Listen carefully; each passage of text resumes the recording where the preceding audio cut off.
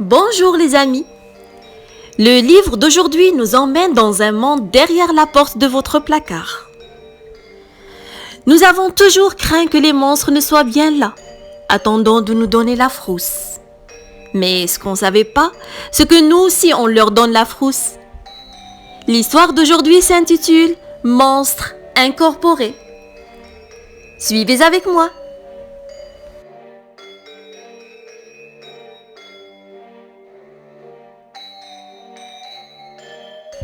Ce soir-là, un jeune garçon était blotti dans son lit quand un bruit le fit tressaillir.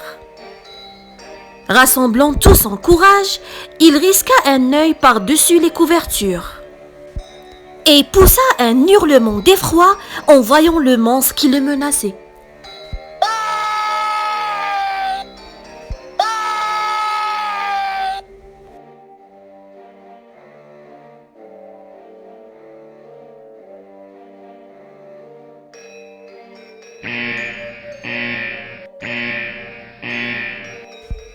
Bip, bip, simulation interrompue, simulation interrompue, cracha un haut-parleur le garçon, qui n'était en réalité qu'un robot, s'immobilisa. On était en pleine séance de formation des nouvelles recrues de la firme Monster Inc. Voilà la pire des erreurs, beugla l'entraîneur en montrant la porte restée ouverte. Le contact des enfants nous est mortel et l'un d'eux aurait pu entrer ici.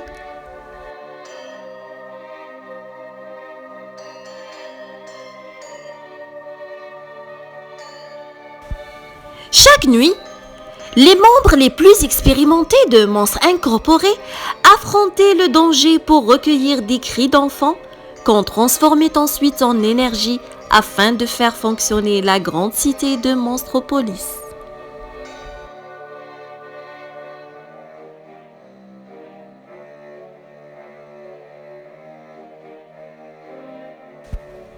Dans le hall de la compagnie, Mike parla à Celia, la réceptionniste. Puis au vestiaire, il fut surpris par une mauvaise farce de Randall, un collègue jaloux.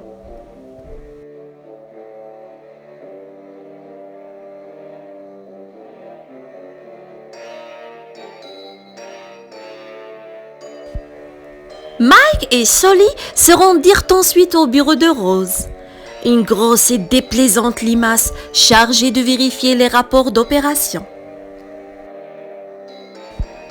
La nuit de travail allait commencer et chacun s'est préparé activement.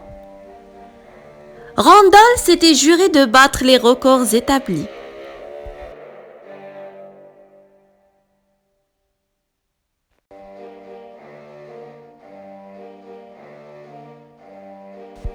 Mais une fois encore, c'est Sully qui rapporta le plus de cris.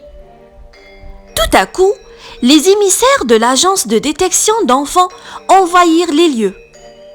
Un des monstres était revenu avec une chaussette d'enfant plaquée sur l'épaule. Les agents, pour le décontaminer, le rasèrent de la tête aux pieds.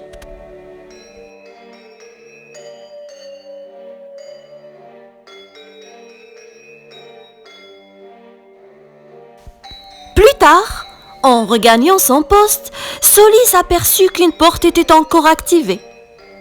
C'est alors qu'il entendit une petite voix derrière lui. Il se retourna et découvrit avec épouvante qu'une fillette s'était introduite dans l'immeuble.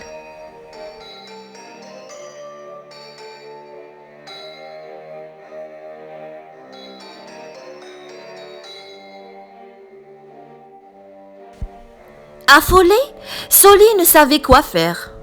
Enfin, il plongea la jeune intruse dans un sac, puis se cacha quand Randall entra pour désactiver la porte. Seul Mike pourrait désormais l'aider.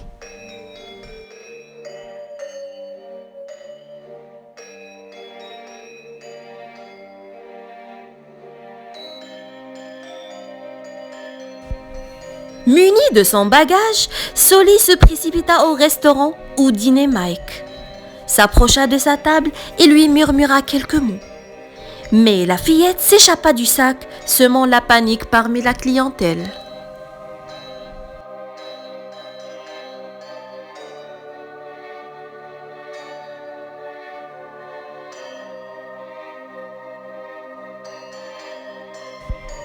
Sully et Mike emportèrent l'enfant chez eux avant l'arrivée des agents de détection. Toutes ces péripéties avaient fatigué la petite fille, qui se coucha d'office dans le lit de Sully.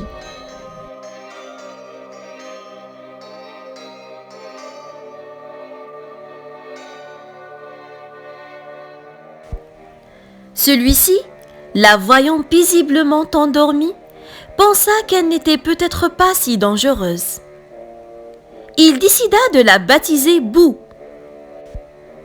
Puis, il persuada Mike de l'aider à renvoyer l'enfant chez elle.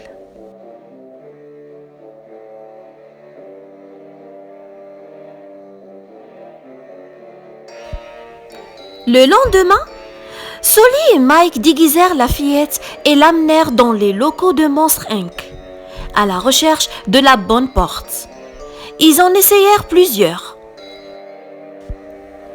Mais, constatant qu'ils attiraient l'attention, ils feignirent de se livrer à un exercice de routine.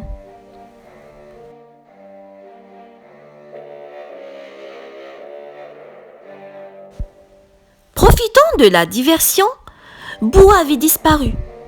En la cherchant, Mike rencontra Randall qui curieusement promit de mettre la porte voulue à leur disposition. Ce qui réglerait le problème de tout le monde. Il s'agissait maintenant de tester la sincérité de Randall.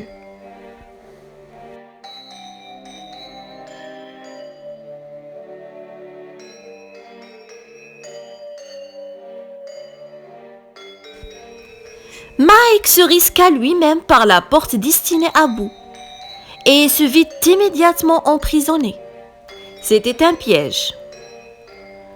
Empruntant un passage secret, Sully et Boo retrouvèrent Mike enchaîné et le délivrèrent. Ils avaient absolument besoin du soutien de Waternoose.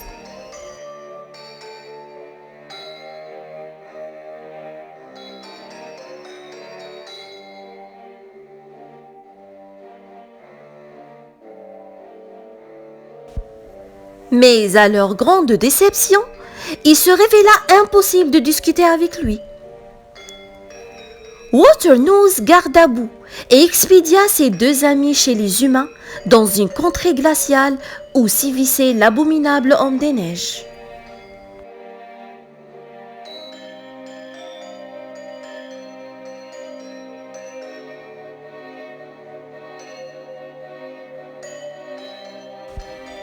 Par chance, les nouveaux venus sympathisèrent plutôt avec l'habitant de l'endroit. Sully se construisit une luge et descendit au plus proche village dans l'espoir d'y trouver une porte de placard. Son souhait fut exaucé. Par cette porte, il attirait en plein dans le laboratoire de Randall et sauva Boo de justesse.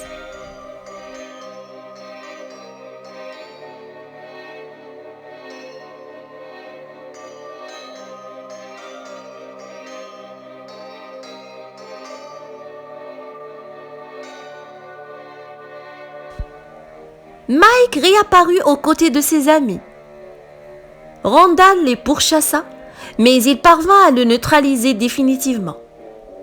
Quant à Waternoose, qui avait imprudemment dévoilé ses plans malhonnêtes, il fut arrêté sur l'ordre de Rose, qui était en fait un agent secret. Sully et Mike dirent adieu à Boo, et l'on détruisit ensuite la porte.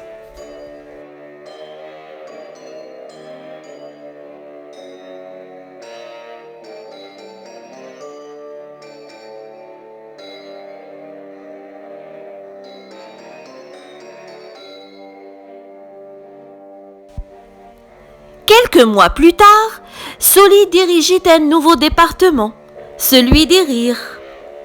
Grâce à Boo, il avait découvert que les rires engendraient encore plus d'énergie que les cris.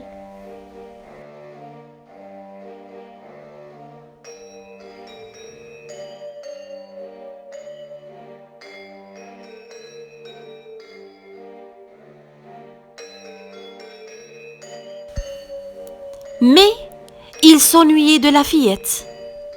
Aussi, quel ne fut pas son bonheur lorsque Mike vint lui offrir la précieuse porte qu'il avait récupérée et remise en état.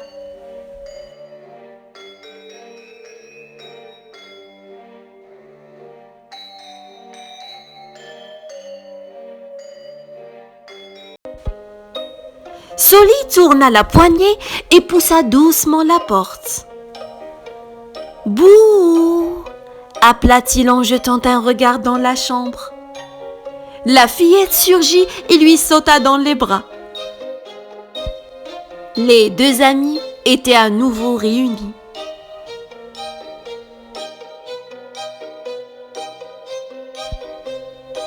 Et voilà, c'est fini l'histoire d'aujourd'hui. J'espère que vous avez aimé. Si c'est le cas, n'oubliez pas de liker la vidéo, de la partager avec vos amis et surtout de vous abonner à ma chaîne Le Monde des Contes avec Nawel. À la prochaine!